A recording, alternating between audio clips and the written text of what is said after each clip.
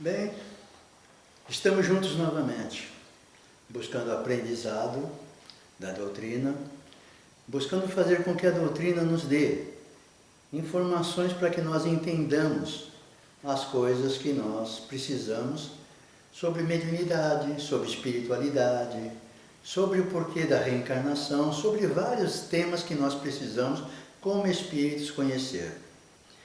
E hoje nós vamos conversar um pouco sobre mistificação. O que é mistificação?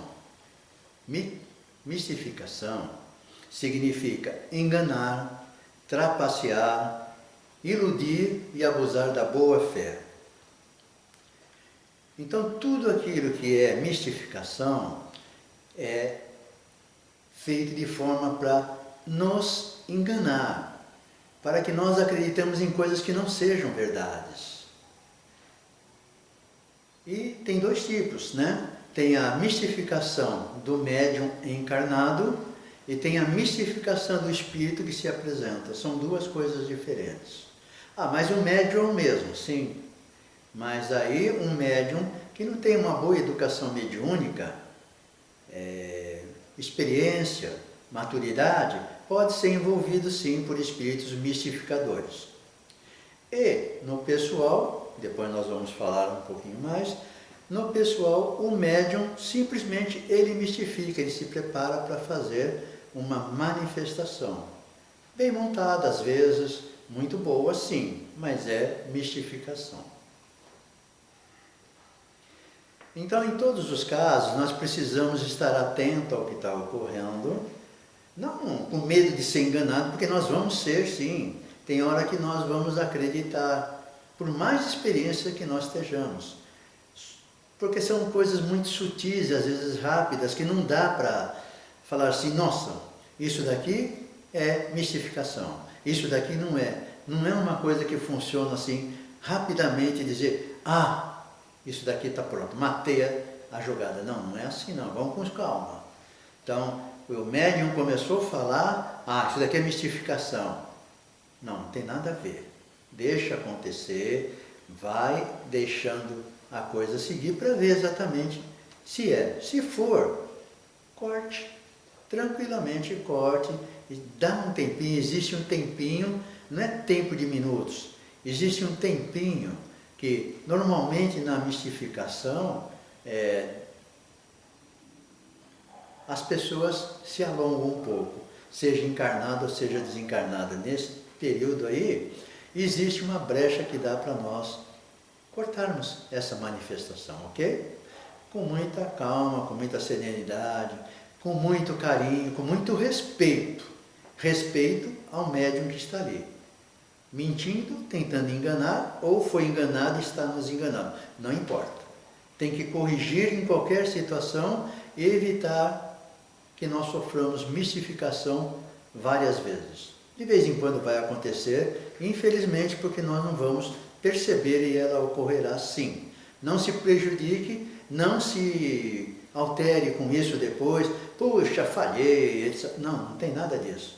Nós estamos sempre no aprendizado e os espíritos usam várias formas que muitas delas ainda nós desconhecemos.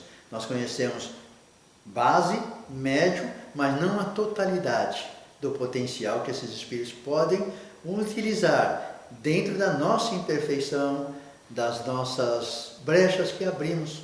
Um detalhezinho, um segundo que damos uma brechinha lá e perdemos uma colocação, ele pode entrar do jeito que ele queria e nós só vamos perceber depois, ou só depois que terminar. Então, muita calma com isso, muita serenidade. Existem coisas na vida, como Kardec nos falou. Uma das piores coisas da mediunidade que ocorre nos trabalhos mediúnicos é realmente a mistificação. Ela é um obstáculo, ela é um perigo, dos mais desagradáveis dentro do espiritismo. Porque as pessoas vão acreditar que tudo foi bem, tudo é maravilhoso, dependendo do que foi colocado, embora sendo mistificação, vai acreditar, nossa, hoje veio um espírito de luz. por exemplo. Porque não só vem maldade, não. Vem espíritos que se passam por ilustres personagens. Muitos deles pertenceram a igrejas, a seitas, e têm um conhecimento bastante grande, cultural, e vêm aplicando essa cultura também. E é uma coisa assim, e Kardec falou que nós podemos evitar muitas coisas assim. O Espiritismo pode dar o que está sendo pedido, que está sendo colocado, está dentro da doutrina. Essas colocações são coisas impossíveis. Se for num terreno desse, impossível, num terreno que não está dentro da doutrina, é mistificação com certeza. Não tem como. O Espiritismo não pode oferecer uma coisa que não tem condições. Então, se está havendo uma colocação que foge, essa é mistificação na hora, facilmente de ser identificada. Existem os mistificadores desencarnados, inofensivos, brincalhões, que causam apenas ociosidade e futilidades a si e a nós também. Então eles vêm, brincam, modo de dizer, fazem colocações que nós vamos nos deixando levar e são agradáveis, são amorosos. Eles não são ofensivos, eles são inofensivos. Mas o que eles causam? Perda de tempo, ocupam o tempo e saem sorrindo por ter nos enganado. Saem sorrindo por quê? Enganou a nós. Ele não prometeu nada para nós. Ele não nos cobrou nada. Simplesmente ele colocou coisas bonitas que nós achamos interessantes, às vezes até coisa para sorrir. E nós nos deixamos levar. Então, esse é um tipo de mistificador desencarnado. Existem os mistificadores hipócritas, perigosos, que sabem enganar porque se rodeiam de falsa seriedade, a qual mantém apoiados em certa firmeza de lógica e a quem somente observadores muito prudentes saberão descobrir. Esses mistificadores hipócritas, eles são mais terríveis mesmo de ser identificados, porque eles têm muita cultura, eles têm muita vivência religiosa também. E eles têm, além disso, feito, quando encarnado, muitos atos, e continuam fazendo desencarnados, muitos atos que subjugam as pessoas, que talvez tenham um carisma muito forte, contamine com suas ideias, seus pensamentos. Então os hipócritas são muito difíceis, tanto é que Jesus falou, né? Até quando viverei com vocês, hipócritas? Então é muito difícil, mas não é possível de nós acharmos, não. Quando alguém fala assim, Dr. Bezerra de Menezes está aqui, vamos analisar, vamos pensar, quem é o médium que está falando? Quem é a pessoa que está falando, que está escrevendo, enfim, seja lá o que for. Quando falar assim, esse daqui é um mistificador, hipócrita nunca fala, esse daqui é o Zé da esquina. Ele não vem assim, de jeito nenhum. Então usa-se nomes, personagens, colocações muito boas. Muitos, normalmente, por exemplo só, existem vários, mas muitos, por exemplo, foram cardeais na igreja. E eles têm uma capacidade muito grande em todos os sentidos. Então esses são realmente difíceis.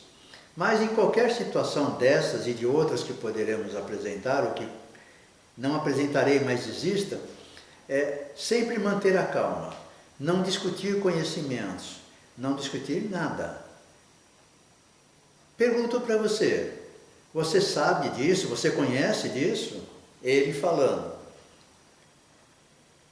Nós vamos levar para o lado, fazer que não entendeu e dizer assim, eu não entendi, o que você está precisando, o que você está necessitando? Não, eu quero que você me responda. Nós vamos outra vez sair fora desse contexto. Não entre em discussão. Ali, o espírito realmente que vier está procurando ajuda. Esse não está procurando ajuda, ele está procurando discussão, ele está procurando desarmonizar o ambiente, ele está procurando fazer um monte de coisas na nossa mente, de todos ali presentes e do campo espiritual que é trazido para os nossos trabalhos espirituais.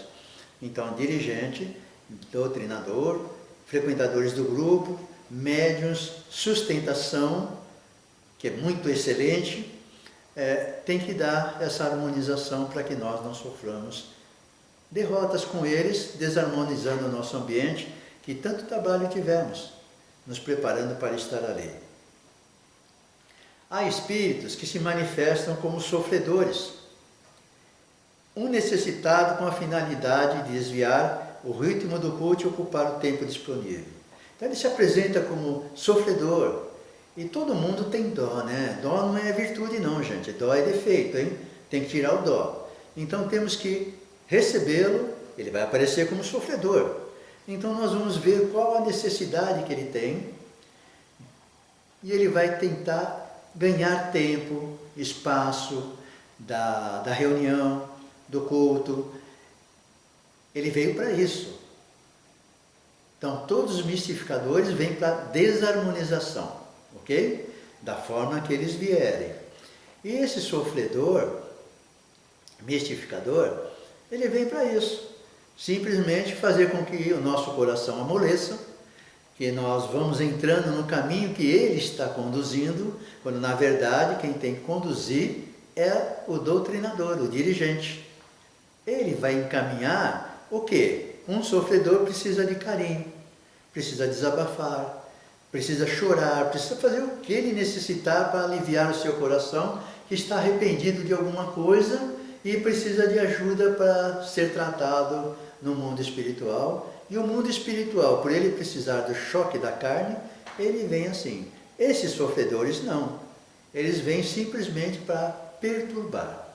Então, sendo assim, nós vamos pegar e conversar um pouco, normal, aceita-o como sofredor e dá para perceber logo que não é sofredor. Porque o sofredor, ele vem em busca de ajuda realmente. Ele vem num desespero, numa angústia muito forte e pede socorro. Esse mistificador não pede socorro. Ele pede que nós acreditemos nele. Aí, quando pede que nós acreditemos nele, né? Esse pedir não é dizer, olha, acredite em mim. Não, não é isso. Nós achamos que ele é um sofredor. Aí nós acreditamos nele. Aí ele ocupou o espaço. Então vamos prestar atenção nisso. Pode ser um pouquinho demorado do que os outros para perceber, mas dá para perceber toda vez que nós tentarmos fazer ele chorar, desabafar, dizer, receber ajuda, ele foge, ok? Ele desvia o assunto, ele foge. Fugiu uma, ok, fugiu duas, já começa a ficar com o pezinho atrás. Na terceira, pode contar que é mistificador. Tem mistificadores que usam nomes ilustres, chegam orientando e aconselhando, tentando aparentar que são amigos ou mentores. Propõem modificações nos trabalhos para ser mais produtivo e eficiente. Este, talvez, se as pessoas não conhecerem, normalmente se apresentam como trabalhadores que foram da casa, dirigentes. E muitas pessoas, ao não conhecer, começam a ouvir com muita atenção. Quem já conheceu, quem conviveu com essas pessoas, vai saber exatamente que postura está tomando e nós vamos ter uma orientação, sim. Nada a ver com o que fulano era. Não tem sentido. Não tem nada de real no que está acontecendo. E tem os chamados mentores que vêm, né, se apresentando como mentores, etc. E vêm com um monte de coisas bem colocadas, e depois todo mistificador ele começa a escorregar. Quando nós não aceitamos, eles ficam nervosos, irritados, agressivos. Quando nós aceitamos, ele acha que conseguiu. E quando nós deixamos um pouquinho ele falar o que ele quer, e depois cortamos com muita ternura, com muita sabedoria, com bom senso, ele vai entender que não conseguiu. E normalmente, não sempre, eles se desligam rapidamente. Por quê? Porque ocorre o perigo deles serem realmente doutrinados. E eles vão embora. Simplesmente, puf! E o médium leva um choque, porque daquela ligação que estava, corta-se o fio muito de repente. Não tem aquela desligação, aquela retirada suave. Ok? Então, são detalhes pequenos que teria milhões de coisas a ser acrescentado. Nós estamos dando uma ideia, para que cada um que assistir manifestações tire as suas conclusões. Não acredite no belo, maravilhoso, no fantástico, porque pode ser mistificação. E aí não tem jeito, aí tem que estudar para conhecer e avaliar. Depois tem a prática, para conhecer na prática. Tem outros que vêm com predições pré-determinadas, vai acontecer isso, vai acontecer aquilo, tesouro oculto, aviso de herança e outras fontes de riqueza. Tem muitos que vêm para esse lado de colocar o temor, que muitas pessoas acreditam e acabam deixando de viver e vivem aterrorizados. No ano 2030 vai acontecer tal coisa. Meu Deus do céu, nós estamos em 2020, falta só 10 anos para acontecer isso. O que eu vou fazer nesses 10 anos? Meu filho que é pequeno, meu neto. Pronto, desestabilizou a pessoa por 10 anos. 2030 não acontece aquilo que foi previsto, perdemos 10 anos, desgastamos o nosso corpo, reduzimos o nosso tempo de vida e poderemos ir amanhã estar no hospital desnecessariamente. Então, cuidado com essas informações de datas, conforme essas pessoas, principalmente, vou ficar no campo espírita mesmo, que ficam médios aí falando um monte de coisas, sabe? Precisamos ter cuidado, muito cuidado com essas premonições, com essas coisas, fixações de datas, etc. Porque quantas vezes o mundo já ia acabar e não acabou? Todo mundo passou por isso. Que tem idade, 60 anos, por exemplo, já viu umas 3 vezes dizer que ia acabar o mundo e não acabou. Tem gente que se desfez, tem gente tem gente que fez um monte de coisa e depois o mundo continuou. E aí criou dificuldade material, espiritual, física, financeira. Foi um inferno para as pessoas. Então, muito cuidado com isso. Tem muitos que trazem, né? Como tem pessoas que gostam muito de ciência, teorias e sistemas fantásticos, ousados. Enfim, tudo que se afasta do objetivo moral das manifestações. Manifestação é objetivo moral no culto.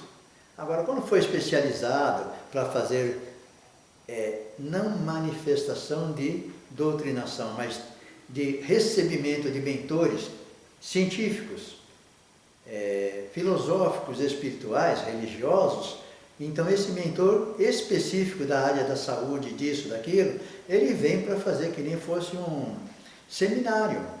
Pode levar 10, 15 minutos, ou a sessão já é preparada para aquele assunto X que é focado dentro da ciência, dentro da filosofia, da religião, porque Espiritismo é ciência, doutrina e religião.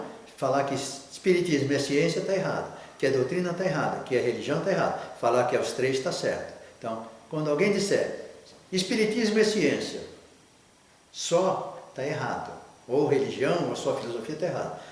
Quando quiser definir Espiritismo é ciência, é religião, é filosofia. Se perguntarem para nós, Espiritismo tem o aspecto científico? Tem o aspecto científico, tem aspecto filosófico? Tem, o religioso tem, mas Espiritismo são os 3, ok? Então, tudo que vem para nos afastar das coisas, nós precisamos tomar cuidado, vamos deixar no campo da mistificação, ok? Não vamos evitar ser enganados no dia a dia, ser enganados em livros. Eu escrevi um livro, ninguém comprou. Eu escrevi um livro psicografado por Francisco Cândido Xavier, vendi 10 mil livros. Então, há uma indústria em todos os lugares de ganhar dinheiro. Há médiuns escreventes que fazem livros à vontade. Hoje a produção de livro espírita é muito grande, romance, qualquer coisa. Então, autoajuda, sabe, tudo é válido, mas tudo tem um limite. Então, quando se torna comercial, cuidado com o título que você vai comprar, cuidado com aquilo que você está procurando. Vê, te agrada, lê.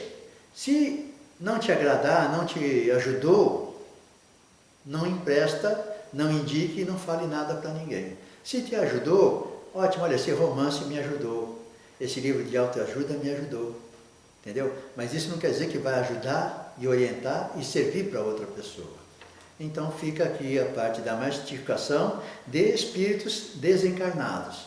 Muito cuidado, mas não são muito difíceis de ver que são brincalhões, são hipócritas, são nomes ilustres, tentam modificar o mundo, tudo está errado no mundo espiritual da Terra que nós estamos fazendo. Eles tentam mudar. Lembra quando nós éramos jovens? Nós achávamos que o mundo está tudo errado. E até hoje muitas coisas a gente acha ainda que está errado. Outras já falamos, não, está certo. Passamos da idade de consertar e vimos que tinha que ser assim. Então é a mesma coisa aqui, só para tentar unificar isso para todo mundo e entender que existe desses e mais outros mistificadores ainda, usando da nossa fraqueza de acreditar em tudo. E vamos só falar rapidamente também sobre médiuns encarnados. Agora nós deixamos o espírito e vamos nos médiuns encarnados, ok? Os espíritos agora estão fora, agora é um médium. Os médiuns podem fazer mistificação com belíssimas pregações longas do Evangelho ou do mesmo modo que os desencarnados podem fazer também. Mas agora nós estamos falando de médium encarnado. O médium está ali sentado, se prepara, é um perito, é um bom conhecedor do Evangelho. E ele se prepara, ele estuda, ele faz essa coisa para fazer bem feito. E faz, ok? Muitos fazem, outros não. Então, quando a mistificação do médium encarnado, ela é mais fácil do que desencarnado. Por quê? Porque o médium encarnado, ele chega e começa a fazer a sua pregação, não é nem manifestação, hein? A sua pregaçãozinha, a sua palestrinha, ele dispara a falar. Por que dispara a falar? Porque não quer ser cortado. Então tem que esperar um momento exato que ele dá uma respirada, e isso pode demorar uns 3 minutos, 2 minutos. Mas como ele ficar 2, 3 minutos falando direto? Sim, quando você perde a paciência e com alguém, quantos minutos você fala diretos sem parar? Não dá uma brecha. Pode ver, marca, conta, veja o que aconteceu na sua vida, com as pessoas, enfim. Então, o que acontece? Jesus disse que isso, que é bom, porque Jesus falou, e Jesus colocou, Jesus foi bom, foi caridoso. Eu parei algum tempo. Nesse tempo aqui, o doutrinador pode cortar e dizer: bom amigo, que bom que você veio, nos ajudou, etc, etc, com todo carinho e amor, e agradecemos a sua visita. Quer dizer, cortou e terminou. Entendeu? Não importa se ele iria continuar ou não, porque se deixar ele leva o trabalho inteiro. Não é que ele está fazendo isso para derrubar o trabalho, não. Ele está fazendo isso porque ele sente prazer nisso e acredita estar recebendo um espírito. Mas é um mistificador mesmo. Embora, normalmente é usado o Evangelho com muita qualidade, ok, gente? Então, poxa vida, o dirigente cortou, estava tão lindo. Tá, essa pessoa tem que fazer palestra. Palestra ele vai falar isso daí. Não 5 minutos, 10 minutos, ou ser cortado. Ele vai falar, depende da casa que for, meia hora, 20 minutos, 50 minutos. E aí põe para fora o Evangelho lindo e maravilhoso que ele possui. Não como manifestação mediúnica, mas como um orador. Ok? Deu para entender a diferença? Não se está criticando a capacidade. É que isso não é para ser feito ali. Ali é um trabalho realmente com a ligação espiritual. Então a mistificação do médium não faz parte, embora esteja muito preparado. Mas vai fazer no local indicado, que seja palestra, seminário, qualquer evento, mas nunca no mediúnico. E normalmente também, além da pregação linda e maravilhosa de evangelho ou qualquer tema, eles usam muito para atacar dirigentes e companheiros do grupo, usando o nome de associações de pessoas desencarnadas da associação, com a intenção de nos expor o dirigente, expor os médiuns, outros, os frequentadores ali do trabalho mediúnico. Então isso é muito comum de acontecer, porque quando ele não consegue impor as suas ideias, quando ele não consegue convencer as pessoas, então ele usa da mistificação do médium encarnado, dizendo estar recebendo uma entidade da casa desencarnada que vem e principalmente ela vai atacar alguém que é mais direto e teve maior ligação com ela e que a pessoa sente que está prejudicando ela ou acha que alguma coisa está errada na associação, no centro, na igreja. Então esse médium vai fazer isso.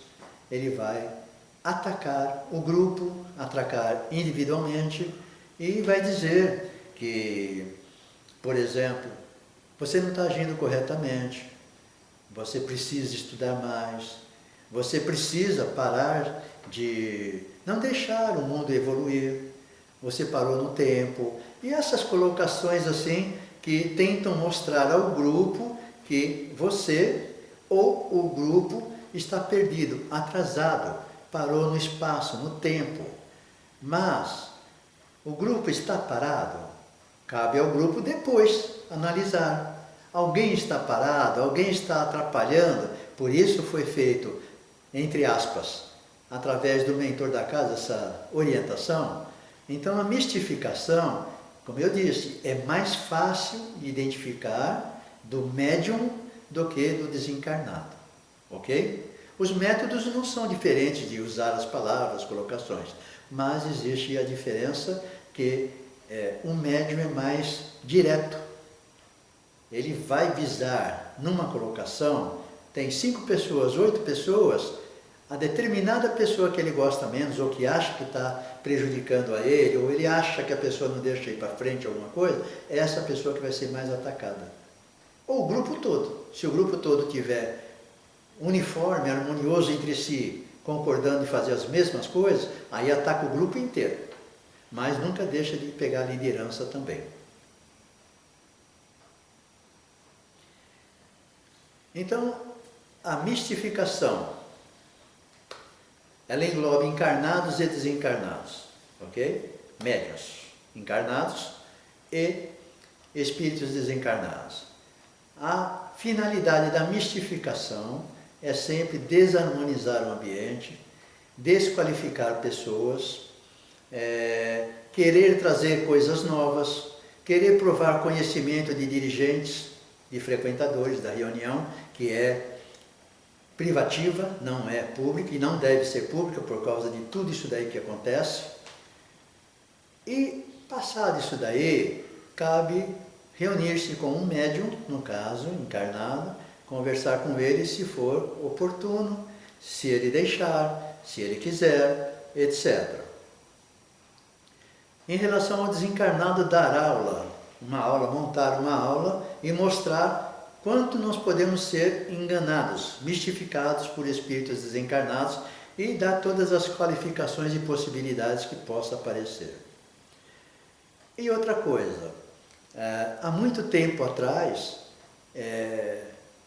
quando eu entrei na associação, no centro, eu estudava e chegava e falava assim, puxa vida, tal coisa está errada, tem que ser diferente, aqui no livro está escrito. E uma dessas coisas, a pessoa que era o meu guru, né, Sr. Eduardo, a quem agradeço todas essas orientações, eu fui em cima dele. Fiquei bravo, muito bravo. Falei, Sr. Eduardo, como é que pode deixar a mistificação ocorrer de médium? E falei tudo que tinha de conhecimento e tudo que tinha da minha vontade, assim, falar, poxa, mas temos que corrigir, não pode ficar assim. Aí simplesmente ele falou, já falou tudo? Já falei. E o que o senhor vai fazer? Ele falou assim, não vou fazer nada. Eu falei, mas como não vai fazer? Isso prejudica a doutrina. Ele falou assim, ele falou alguma coisa imprópria? Eu falei, não, imprópria não falou nada. Esse que pregou o evangelho, que fez a coisa, não aquele que fica acusando e prejudicando as pessoas ou tentando prejudicar. Nós estamos falando desse mistificador que traz o evangelho, traz orientações profundas, com certeza, porque ele se prepara. E ele falou assim, tá bom, eu vou deixar você decidir. Se você quiser que eu tiro, tá bom? E eu satisfeito, era novo, né? Falei assim, tá bom. Aí ele colocou para mim, você quer que eu tire? Eu falei, quero que tire, sim. Se não dá para consertar, tem que tirar, senão ele vai atrapalhar o trabalho. Ele falou, muito bem. Agora posso fazer uma pergunta? Eu falei, pode. Ele falou assim, você vai se responsabilizar em tirar ele, que não está atrapalhando a doutrina. Ele não está falando nada errado. Concorda? Concordo. E se ele for para um bar, se ele for para um vício, para alguma coisa, ficar na rua aí, etc., fazendo coisa errada, você vai responsabilizar-se pelo erro que ele está cometendo? Ou você vai deixar ele mistificar aqui o evangelho? Eu falei, bom, pensando bem nessa colocação que eu não havia pensado, é melhor deixar ele ficar aqui. Aí ele falou assim, mas você não queria que tirasse? Eu falei, antes eu queria, agora não quero mais. Então, para entender essa situação, precisa ter experiência, precisa ter vivência, precisa analisar um monte de coisa. Então, essa pessoa está mistificando um evangelho que seria usado em palestras, seria um ótimo orador. Mas enquanto ele está ali, só não deixar ele se alongar muito. Mas ele está ali, ele estudou, que não só trabalho mediúnico. Se tem 2 horas, se tem 1h30, se tem o tempo que for, vai ter pelo menos, vamos supor que tiver meia hora de manifestação e 1 hora de estudo. Ele estudou 1 hora.